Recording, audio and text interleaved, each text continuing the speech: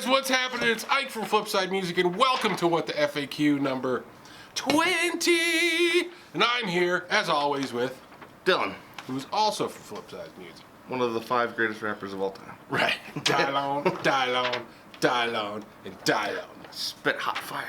That's right. And welcome to the 2020 NAMM Extravaganza. We have got a huge show. No, we don't. We don't have shit. We're not going. It's massive. It's so loud. We're having to talk over all the nothingness. Yeah. Hey, stop you wheedling, dickhead! Play it. Trying to have a conversation. Would it hurt you to play a 16th note every now and again? I was watching a little footage earlier. Yeah, well, it is. It's just like even when people are walking through the hall, it's and then it kind of fades off, and then yeah. And it's funny because I'm like, part of me goes, I'd like to be there. The other part's like, you know what? That's okay. Well, that's why like last year the Death by Audio and like Death by Audio, Walrus, and Fuzz Rocious were all like in one spot. Yeah. And it was hilarious because it was just like fuzzes just yeah. And it's like that was almost a relief after all the Well, in the old weird question and answer show, we're getting to it. Question, answer, and tangent show. Yes, and we go off. But before, when it was set up where there was more, so the way they have it now, like what you saw last year, was, it was more all the better, guitar stuff was right. basically in one spot, more of a contained area. Whereas before, you used to you're running, I mean, 6 miles a day at least. Well, yeah, we still did that, but it was but that was just concentrated. That's also because the hotel was too far away. Well, that's true, yeah. But the way it used to be, I mean, you're going from hall A to hall whatever the hell this is over here, hall ass over here, right, back and forth, and it was brutal because you'd have to walk past like horns and like drums and bullshit, like because I don't care. Right. You know, I don't care about violins. Like, no offense. I mean, violin's a lovely instrument. Right. It really is. For other people. For other people. Yeah, to play. But you got to walk past all that shit to get to the little spots that you want to be, and then sometimes you're the one people you want to talk to is right next to the boomstick, the slapstick or whatever that shit was called. Oh yeah. But anyway, sorry. So nobody. There wasn't even a question there that we went off of. No, that was free form. Free balling. Yeah, those are improv. Yeah, so improv tangent. Yeah. All right. Well, so now we'll officially start the show. Yes.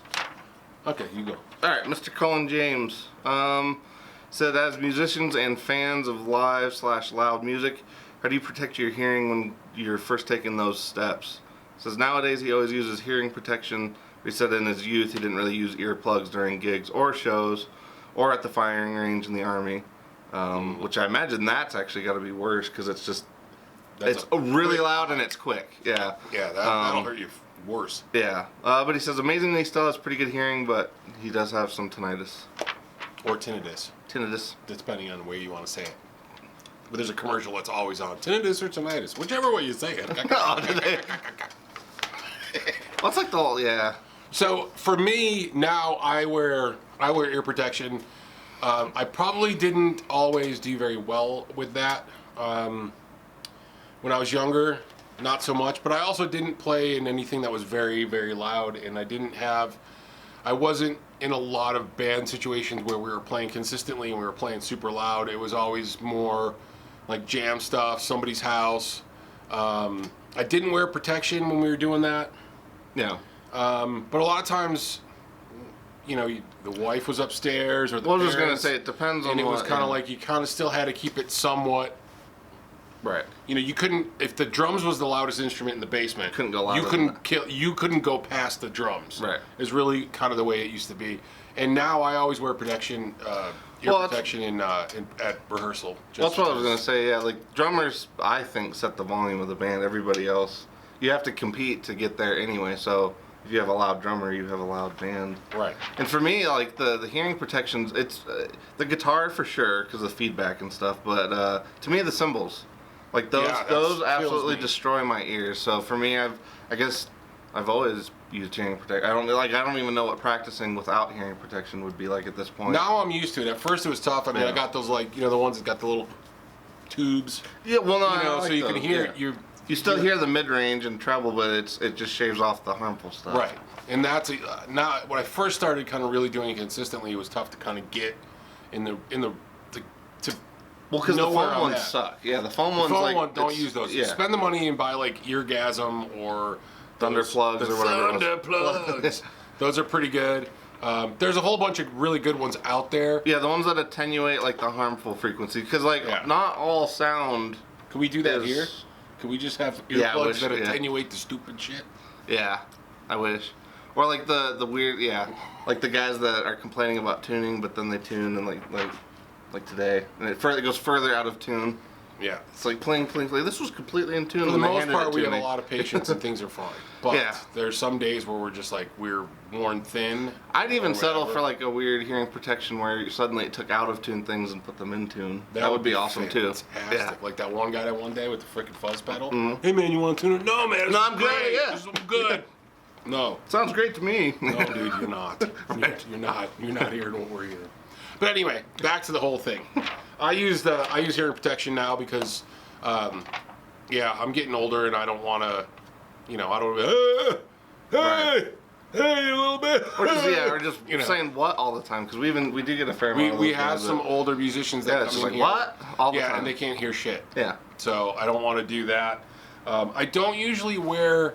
So depending on the gig, is whether or not I wear ear protection for the gig. Well, yeah, and I If it's mean, a bigger yeah, open stage and we have it mic'd, It's not as bad. and there's a good mix, then I'm usually like I'll play without it. Like when we do a little bear, I usually don't put plugs in because Yeah. there's just a good mix with the PA and everything, and it's not harmful. Well, to me, and I'm like, far enough away yeah. from Patrick where I'm not getting the cymbal in my ass. That's true. Yeah, because I was gonna say for me, it's more the sustain. Like I don't realize that it's harmful, even if like I feel like it's mostly comfortable. I don't realize it's harmful until after. So I think I always just got in the habit of. Well, and honestly, with the shop, I've prioritized my hearing like a lot, just Well, because you it's need like to. yeah. You Well, I need mean, yeah, these are the money makers to a point. Right. That's the money makers, baby. Yeah. Right here. But it's like, yeah, I don't. If I started to lose my hearing, like I don't even know what I would do. So Me neither. We'd have to close. yeah, Well, Dylan's gone deaf. It's been a long ride. It's been fun, that's everybody. it. See everybody later. All right. Next question. RNA Music. Our preferred Texas retailer, Ryan Lawley from RNA Music, your local mom and pop It's also our souvenir preferred lollygagger. and your souvenir and lesson studio shop. Yep. No. Well, yeah, he Ryan- does the lollies loops. Oh, so you can Yeah. get hats while you get lessons. Yep. Lollygaggers. Yeah, I was gonna say they're preferred lollygaggers. They're not lollygaggers. They're hardworking folks. Yeah, but when they had one earlier. lollygag, they lollygag like only lollies can. I had one. We could. If he started a metal band, he could be the Blackie Lollies. Lollies. The Blackie Lollies. I think that. That would be pretty great. All right, so Blackie lolly. so Ryan asks, "What's your favorite guitar you're playing this week?" You and Dylan. My favorite guitar I'm playing this week is probably still that Tele Deluxe I got at home. I play Okay. that a lot. Yeah, for me, I mean, lately it's still been the Ventera 50 Strat. That and Pickles, I mean, I probably get 50-50. Depends on what if I need less poly vibes, it's Pickles. And then Strat, obviously, is the Ventera. If I need Tele stuff, I just. Well, yeah. That's what I do. You need Tele, Need so you different need Tele one of flavors. 6 Tele, yeah. Right. It's like having a chicken sandwich, but this chicken sandwich has honey mustard. This one's got barbecue sauce. This one's This fried. one's got see, it's all chicken. Yeah. Yeah. Varying degrees So of it's all tasty Tele- meats. Yeah, Yeah. exactly. That's a good way to think of it. Yeah, Tellies are the It chicken. always of, goes back to the food. Yeah, Tellies are the chicken of the guitar world. Yes. Okay, so next, you got the next one. All right, Terry GGG Terry, what's up, buddy? said, "Is there a guitar project or platform you would like to modify or create this year? If so, what would you like to do to it?" That's funny. We were actually sort of talking about that the other day. I think it's the YouTube stuff. Right? Is that what he's talking about? Well, that. But I mean, I think he means like a guitar. Like, is there a project guitar that you would want to work? And that, I guess we'd sort of have overlap. I kept thinking like later in the year, if Matt and them are still doing the telly bodies, like of grabbing that and then grabbing like one of the Strat necks, and I think that'd be kind of a cool. Because I mean, I like tellies, but at the same time, I don't know if I've ever. I guess I'm sure if I played enough of them, the right one would pop out. But I think it'd be kind of fun to do a weird Strat, almost like Clapton's Strat. like do a weird hybrid of a Strat, or not Strat, sorry, the Blind Faith Telly. Yeah. Kind of that, like the mix of a Strat and a Telly. That sounds cool. Yeah. I had a guitar project. I got necks and bodies laying around the house I got to put together. I want to do some cigar boxes this year, maybe come spring and summer. I got a box. When you got your pine body too, that you were gonna do. Yeah, something I got a like bunch of shit, so I might just do those and put some videos together and yeah, throw those out on the YouTube is. yeah, I think that's more or less what he meant. Like, what if we had a guitar project in the works? Oh yeah, yeah. There's plenty of shit. Yeah, I got that Tele acoustic I'd like to put together too. Oh yeah, The old teleacoustic. With the pull that out resonator and put a good Fishman set in there. It'd probably be fine for live gigs. Mm-hmm. You Yeah. know, why not? What the hell? Who gives a shit? Yeah. All right, moving on. All right, RNA music number 2. Oh, RNA music. They had a number few 2. questions this time, so Yeah, he was bombarding us. they're asking, what are our plans for 2020? Where would we like to be at the end of the year? Plans for 2020 is keep on keeping on. Yeah, 2019 was a big year for us. So 2019 was a great year. We're just going to keep riding that train. yeah, we had a really distinct goal we wanted to hit, and we shot past it a bit. Not crazy, but we shot past it. So I think if we set another goal and can hit that, if it's anywhere near what we did this year in terms of progress, I think we'd be more than happy. So yeah, we'll be in pretty good shape. So I think that's going to be, just keep on kind of doing what we're doing, and hopefully we can grow, bring in some other brands of cool things that we want to bring in. We do have a list of brands that we want to work with this year, and we're going to see if we can pull those together. Yeah, like, one of them is nothing sexy, but it's like Radial. Oh, yeah. Like, prime example. We're going to bring Radial in, and that's because, good utility stuff. Guys are looking for utility pieces, and we want to make sure that we have them. We do have some already. So we'll do that. They kind of wrote the book on the utility side of things, like the amp switchers, head switchers, all that stuff. So we're going to kind of work on that stuff. We're going to bring them in. We have a couple. We're working on another pedal company right away that we're going to bring on. We have a signature pedal in the works with Lawrence from Lawrence Petros. We also have another one that we'd like to do with Matt from Stomp Underfoot. Yeah, we're thinking of doing like a deluxe Demogorgon. Demogorgon. Yeah. The Demigorgon. Yeah. Demogorgon squared. Yeah. But yeah, no, that'll be cool. Demi-Morgorgon. Yeah, That's what we should do. The Demi-Morgorgon. That would actually be pretty funny. Just randomly put but yeah, we got a few of those things cooking, a few companies. If anything, too, I think this year would be a year we're going to try to kind of flesh out some of the ones we already have. So like G&L, like any Brethren brands that we already have, we would just want to start stocking more of the line. So yeah, seeing that we're moving more of both of those guitars, we want to do more of that stuff. Right. We want to keep continuing on. We like those brands. We own guitars from both of those brands, and so where do we want to end up at the end of 2020? Further ahead of where we are right now. Better than we are. Yeah. That's really the goal. Is just to continue on, be stronger as a company, be bigger as a company, and that's where I'd like to be. Exactly. Or maybe Maui. That would also be awesome too. Maybe we should do a road trip to Maui. Yeah. Flipside goes Maui. I don't know if we could do a road trip to Maui, but yeah, well, we could try. We might not make it, but we could build something. Put big tires on it. Well, planes, trains, and boat our way to all the way to Maui. Well, all right, guys made it on the rafts from Hawaii all the way to Easter Island, supposedly. Well, we could do it. We could figure it out. Yeah. We could burn a little. We're like, we can do that. We got some calories.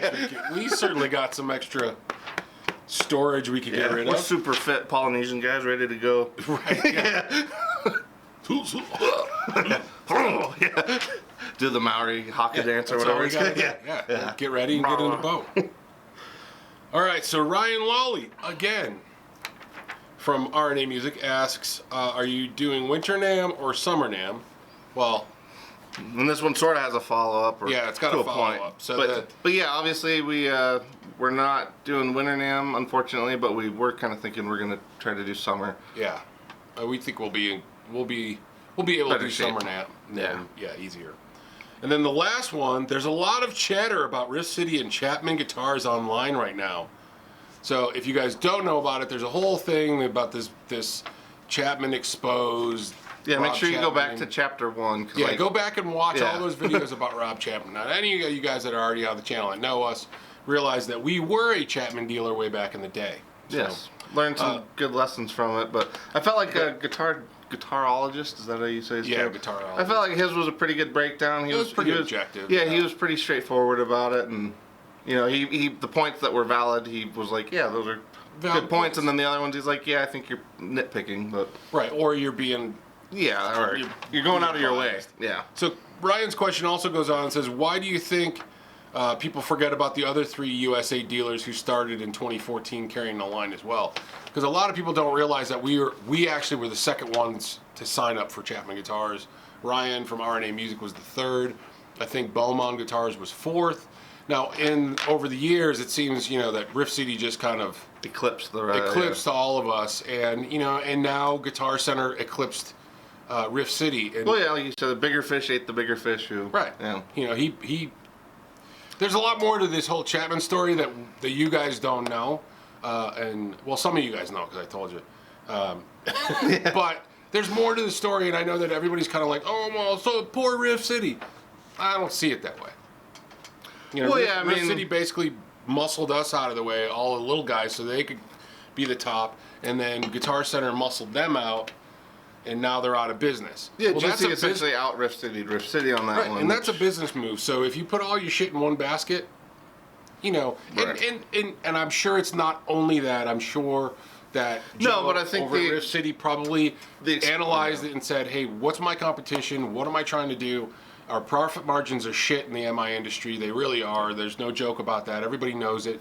And you have, you know, other companies that are, you know, that discount and they undercut. And there's a lot of competition, and it's difficult in this MI space to really thrive. So, I mean, you know, I don't want to defend Joe. Well, I think But he I'm saw sure he the- probably saw certain things, and I Yeah. know he owns other businesses, so Yeah. he probably just said, you know, F this. But I'm sure that the Chapman experience left a bad taste in the guy's mouth, and he's probably like, forget. I mean, obviously he did a rebuttal to all the Rob stuff. So Right. Well, yeah, I guess my main thing, like, I felt like they also had a lot of valid points, but the fact that they hindered all of their, well, not all of it, we don't know the extent, but the fact that they hindered enough of their business on one company. right, I wouldn't have taken that That's approach. not, yeah, I was gonna say that's it would've not been wise very no matter good. what you're in. Yeah, it would have been very good to promote like he was doing, but if you weren't getting, if that was the only thing that was really bringing was the bread and butter, you needed to find some other bread. Yes. Yeah. You know? And some better butter. Yeah. Yeah. I'm just saying, because I mean, the writing was on the wall. It's kind of like, and I've said this before, my analogy is like, hey, if you date a girl and she cheated on her boyfriend to be your boyfriend, Yeah, what do you to think be she's your gonna- girlfriend, don't be surprised if she goes and cheats on you to go get another guy. Yeah. You know, and it's the same kind of concept. Like, you should have known that was a capability of them, no matter how much you guys shit together and on the bus or whatever you guys did. You know what I mean? Like, but I'm just... Yeah, no, sorry, the segue. Like, compare it to a relationship, no matter how much you guys shit together. It's just, You know how I tell stories. But either way, so nobody remembers us because we got squashed out early. Well, And no, the thing- it's funny though. And it's 'cause- not necessarily we got squashed out early, but there was major QC issues. Well, even we just- were having major problems. We were on the verge of just saying F it when it all fell apart with the USA side of the small dealer with part. us, with the small dealer part. If they would have stayed on track and built this small dealer community like Rob wanted to do, all fucking kumbaya Well, yeah, because that was the way they sold it. It would have been, yeah, and this interconnected. Right. Yeah, so that like if one dealer doesn't have something, he can get a hold of the other one and be like, yeah, we can get that to you, vice versa. But then it became all hubbed under, you know, Yeah, Rift and then City, once and then Rift like City that was became it. the Yeah. distribution for prices went up, and then we, you know, there's a lot more to the story than what you're seeing in these videos, but you Yeah, know, but the fact if you that ever want to know the full story over my side of the story, feel free to come into my store. yeah, I'll tell you. but yeah, no, it's. I guess I feel like, you know, they certainly made their bed, and now they're having to lie in it. And I mean, that's just Yeah. that's where it's at right now. And like, I guess I'm fascinated right now that we're actually seeing it, because I just assumed he was just gonna kind of fade. I didn't think anything was really gonna. I didn't think it was all gonna come to a head like this. And now I don't think that there's a lot of. I don't think that Joe from Rift City planned on jumping in the fray. I think he was like, hey, you know, we're done. He felt like he was. This is what happened. We're just gonna, you know what? We're just gonna we're, like you said, we're done.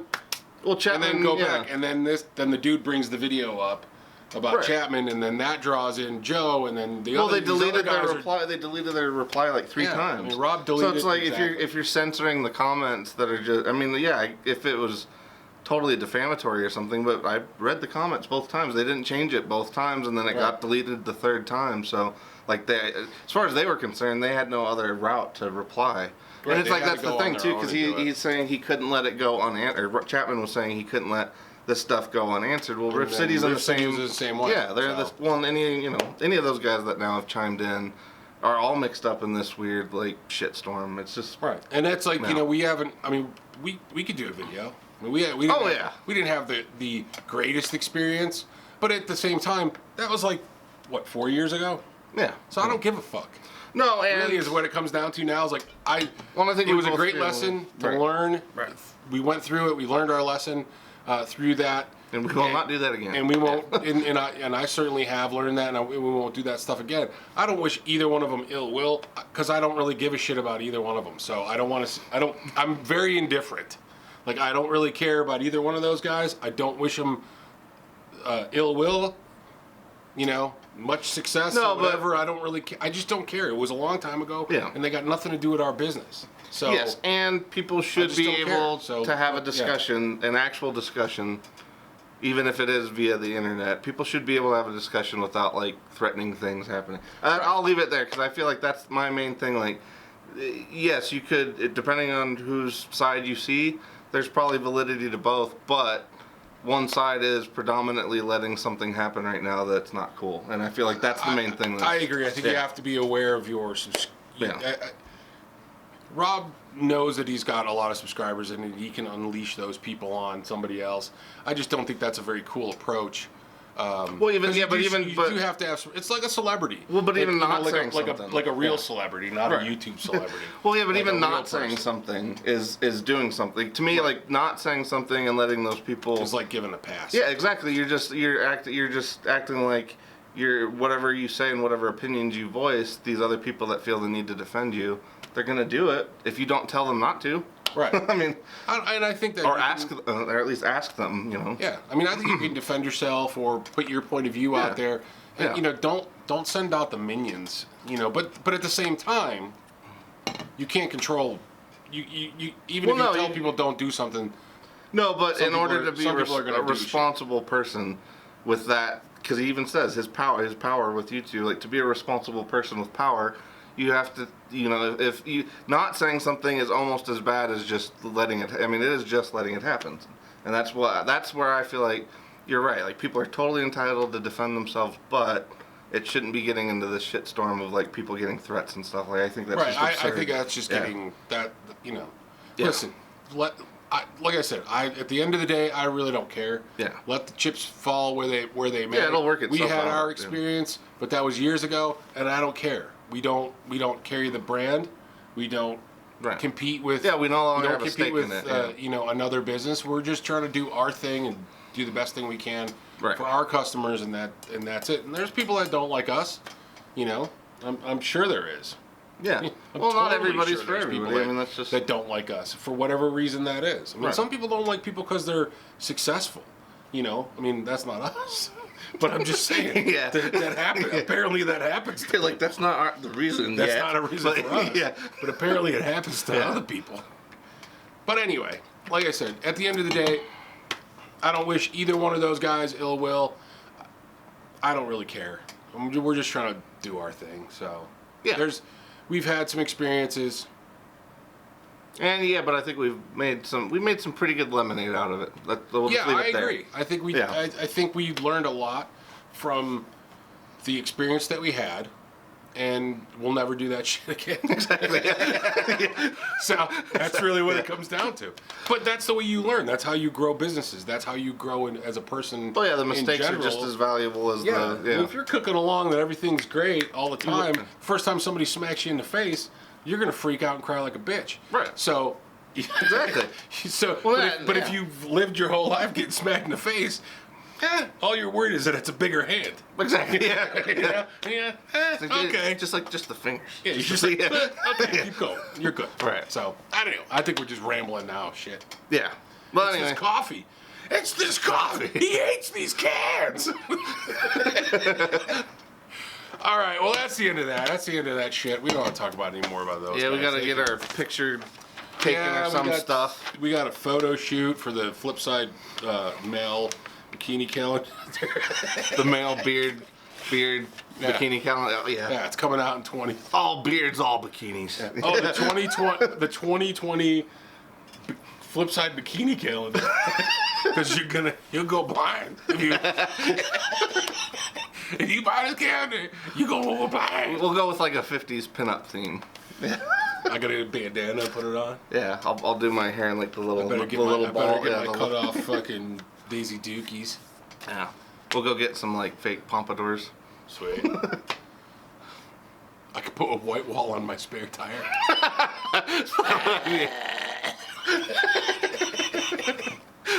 All right. All right, we gotta fucking go. All right, we'll see you guys later. On the flip flip side. You're on the Dr. Phil show. A problem is that you're into yourself, that you flirt with girls, that you're not plugged